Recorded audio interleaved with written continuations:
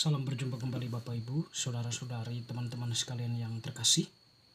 Pada kesempatan ini saya mengajak kita kembali lagi untuk mempersiapkan sedikit waktu kita mendengarkan sabda Tuhan yang kita ambil dari Penginjil Yohanes bab 14 ayat 21 sampai 26.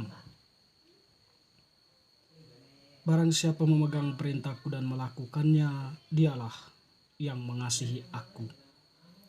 Dan barang siapa mengasihi aku, ia akan dikasihi oleh Bapakku, dan aku pun akan mengasihi dia dan akan menyatakan diriku kepadanya.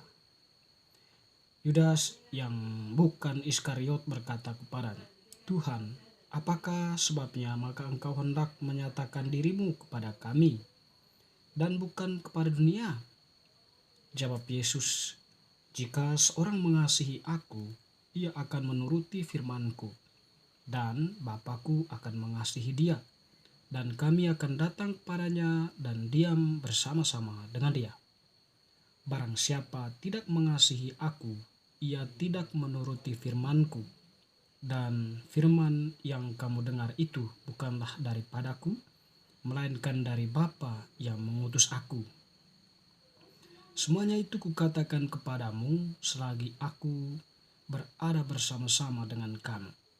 Tetapi penghibur, yaitu Roh Kudus yang akan diutus oleh Bapa dalam namaku, dialah yang akan mengajarkan segala sesuatu kepadamu dan akan mengingatkan kamu akan semua yang telah kukatakan kepadamu. Demikianlah sabda Tuhan. Terpujilah Kristus. Bapak, Ibu, Saudara-saudari, teman-teman yang terkasih, Penginjil Yohanes pada kesempatan yang telah kita dengarkan ini mengisahkan kepada kita bagaimana Yesus yang mengajarkan kepada para muridnya berkaitan dengan relasi kasih. Barang siapa mengasihi aku, ia dikasihi oleh Bapakku, dan aku pun akan mengasihi dia dan akan menyatakan diriku kepadanya. Tapi sebelum itu Yesus mengatakan, barang siapa memegang perintahku dan melakukannya, dialah mengasihi aku. Artinya bahwa orang yang mengasihi Yesus itu adalah orang yang memegang perintahnya atau firman-Nya, ajarannya, lalu kemudian melakukannya dalam kehidupan nyata. Jadi ada sebuah korelasi kasih ya antara mengasihi Yesus dengan aplikasi atau perwujudan nyatanya dalam kehidupan itu tak terpisahkan. Dengan demikian Rasul Yakobus tepat merefleksikan hal ini. Iman tanpa perbuatan adalah mati. Artinya bahwa percaya kepada Yesus tapi tanpa dipraktekkan dalam kehidupan nyata, apa yang kita imani itu sia-sia. Dengan demikian yang mau dikatakan adalah mengasihi Yesus tetapi juga melakukan apa yang diajarkannya dalam kehidupan nyata. Teman-teman, saudara-saudari yang terkasih, lalu kemudian relasi lebih dalam ya, bahwa orang yang mengasihi Yesus dan melakukan tadi dengan mendengarkan firman dan melakukannya itu akan dikasihi oleh Bapa, dan Yesus dan Bapa akan tinggal di dalam orang itu. Atau dikatakan tadi di situ, aku di dalam Bapa dan kamu di dalam aku dan aku di dalam kamu. Jadi barang siapa ya, di sini Yesus mengatakan bahwa seorang yang mengasihi aku itu ya, bahwa aku dan Bapakku akan tinggal juga di dalam dia atau mengasihi dia, sekiranya seperti itu. Teman-teman, saudara-saudari, kita yang telah dibaptis ya, sekiranya pesan Tuhan ini sangat penting untuk kita dan sangat mulia untuk dilakukan. Artinya begini, kalau kita percaya kepada Yesus, berarti ada konsekuensi yang mesti kita lakukan, yaitu kita mendengarkan firman-Nya, lalu kemudian melakukan apa yang kita dengar itu, firman yang kita dengar itu dalam kehidupan nyata. Ajaran gereja itu yang paling nyata ya, di mana gereja mengajarkan firman Allah atau membaca, menyerukan firman Allah, lalu kemudian merenungkannya sedemikian rupa, merefleksikannya, lalu itu disebarkan kepada orang yang percaya kepada Yesus. Lalu tentu di situ ada sebuah uh, ajakan gereja untuk bertindak nyata di dalam kehidupan. Sekiranya itu yang perlu kita pegang sebagai orang yang percaya kepada Yesus. Mendengarkan firman, mendengarkan gereja yang bersuara, lalu kemudian melanjutkannya itu dalam kehidupan nyata. Kita berada di meja altar bersama Tuhan, tetapi sekaligus kita terjun langsung ke pasar kehidupan kita. Dengan demikian, makna iman kita sungguh nampak di sana. Teman-teman, saudara-saudari yang terkasih, ya tentu bagi Tuhan dia mengatakan bahwa dia tidak akan selalu ada bersama dengan dengan manusia, dengan para muridnya ya. Tetapi tidak berarti bahwa dia akan meninggalkan kita. Di sini Tuhan menjanjikan apa yang kita sebut, yang kita dengar berkaitan dengan Roh Kudus. Jadi Roh Kudus itulah yang akan selalu menyertai kehidupan kita sampai saat ini. Yesus tadi mengatakan begini,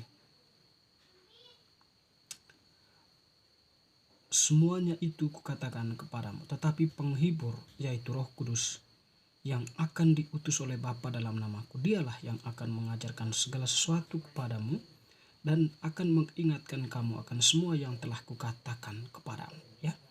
Jadi Roh Kudus itu ya diutus oleh Bapa ya, Roh penghibur ya. Dimana Yesus tadi mengatakan bahwa jadi dia tadi mengatakan relasi itu ya, kasih itu selagi Yesus itu ada bersama dengan murid-muridnya. Tetapi sekarang ketika Yesus itu diambil dari antara mereka, dia akan kembali kepada Bapa. Di saat seperti itulah Yesus tidak bersama-sama lagi dengan para murid, dengan gerejanya, tetapi Bapa Yesus sendiri akan mengutus penghibur yaitu Roh Kudus, pribadi ketiga Allah Tritunggal Maha Kudus. Yang sampai sekarang ya, gereja meyakini, percaya bahwa Roh Kuduslah yang terus berkarya, mendampingi gereja, menyertai gereja dalam sejarah perjalanannya. Teman-teman, saudara-saudara yang terkasih, Roh Kudus ini yang akan menguatkan kita, menghibur kita. Terpenting adalah keterbukaan hati kita akan kehadirannya. Roh Kudus senantiasa menggerakkan kita untuk mempunyai harapan di tengah kehilangan harapan.